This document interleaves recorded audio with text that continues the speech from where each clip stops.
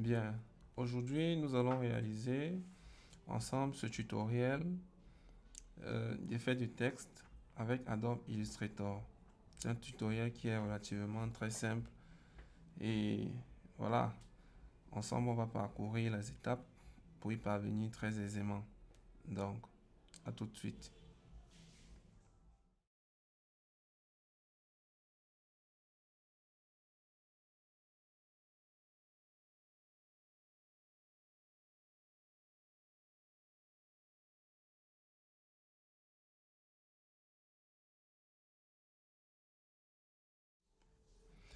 Ce qu'il faut faire dans un premier temps, c'est de créer un nouveau fichier.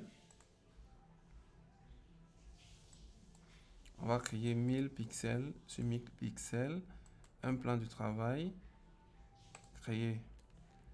Alors, une fois que le fichier est créé, le document, on va prendre ici l'outil rectangle, raccourci M. On va dessiner une zone rectangulaire sur le plein de notre document. On va désactiver les contours. On va mettre le fond en blanc, en noir autant pour moi. Et là, dans le panneau des calques, on va verrouiller le calque correspondant. Ensuite, il est donc question de prendre notre outil de texte pour écrire le texte que nous souhaitons. Donc, je saisis et j'écris black. Ok. J'agrandis. Je mets sa couleur de fond en blanc. Je change sa police d'écriture en Beba. Beba's New. Et j'agrandis une fois de plus. Comme ceci. Voilà. Quand c'est fait, je fais un clic droit. Je vectorise le texte pour que cela soit désormais des formes et non plus des éléments modifiables. Ensuite, je dissocie. Vous pouvez regarder dans le panneau des calques que les différentes lettres se sont dissociées chacune sur un calque, voilà, séparé. Bien. Ce qu'il y a à faire ici, c'est de zoomer, CTRL plus ou Alt molette. Alt molette, c'est-à-dire la boule de notre souris. Je prends à nouveau l'outil rectangle. Et là, avec le suivi du magnétisme, je dessine une zone rectangulaire comme ceci. À l'intérieur, je vais appliquer un dégradé. Je prends l'outil dégradé. Je clique une fois. Et là, dans le panneau dégradé qui s'active, je change l'angle en 90 degrés. Voilà. Ou alors moins 90 degrés. Comme ceci. Je place le curseur sur le point de couleur blanc, c'est-à-dire le point qui est vers le haut. Je mets son opacité à 0 et je valide. L'opacité du point noir, je le mets à 60%. Quand c'est fait, je peux quitter. Je fais un CTRL C, je colle avec CTRL V.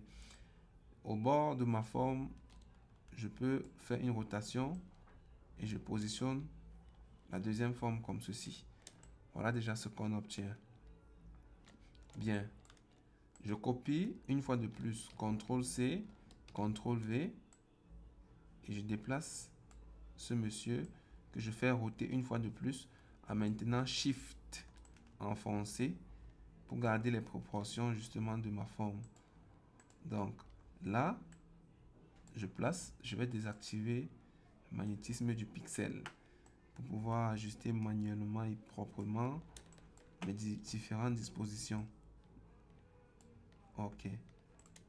Voilà donc ce que ça nous donne. Jusque là, tout est ok. Une fois de plus, je copie, je colle. Voilà.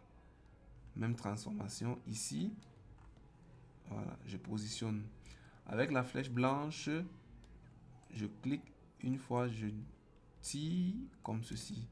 Pareil pour là, je clique une fois et je tire comme ceci. Je clique une fois et je tire comme ceci. Voilà. Quand c'est fait, je fais CTRL C, CTRL V. J'inverse ma forme comme ceci.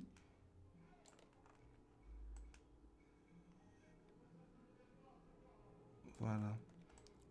J'inverse ma forme comme ceci. Avec la flèche blanche, je clique une fois, je ramène. Je clique deux fois, je ramène. Je clique une fois, je tire et je ramène. Voilà. Jusque là, tout est bon. Bien.